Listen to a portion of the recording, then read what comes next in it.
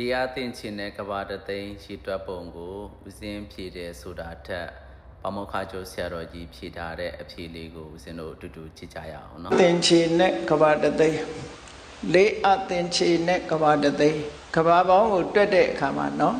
လေးအားတင်ချင်တဲ့တသိန်းလို့ဆိုလို့မရေမတွက်နိုင်တဲ့ကဘာကလေးခါကျုံတယ်ရှည်တွက်လို့ရတာကတသိန်းလို့ဒီလိုဆိုလိုတာနော်လေးကနန်းတာဖြစ်ဘာလို့ထည့်ထားတာဆိုလေးချိန်ကျုံလို့လေးကနန်းထည့်ထားတာမရေမတွက်နိုင်တဲ့ကဘာပေါင်းကလေးခါကျုံ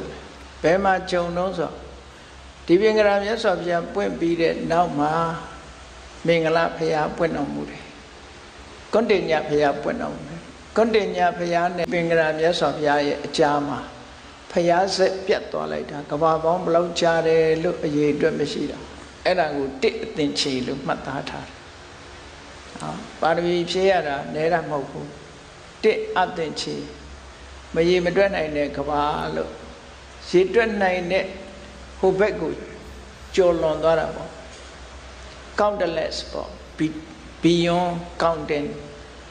ခဏနဲ့လူတွေမှတ်သားပြီးပြောဖို့ရအတွက်ဟိုဘက်ထီအောင်ရောက်သွားတယ်လို့ဒီလိုဆိုလိုတာတညဖရာနဲ့မင်္ဂလာဖရာကြားမှာလည်းပဲဖရာဆက်ပြတ်သွားလိုက်တာ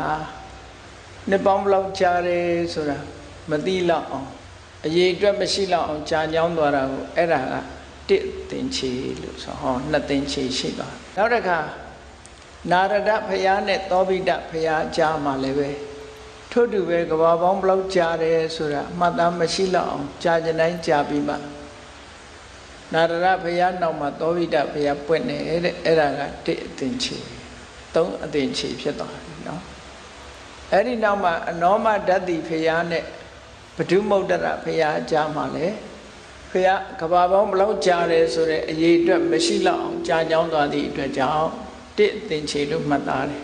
ဟောလေးအသင်္ချေဆိုအဲ့ဒါပြောတာဒီလောက်ဆိုလို့ရှိရင်တော့ဘုရားတဆူဖြစ်ဖို့အတွက်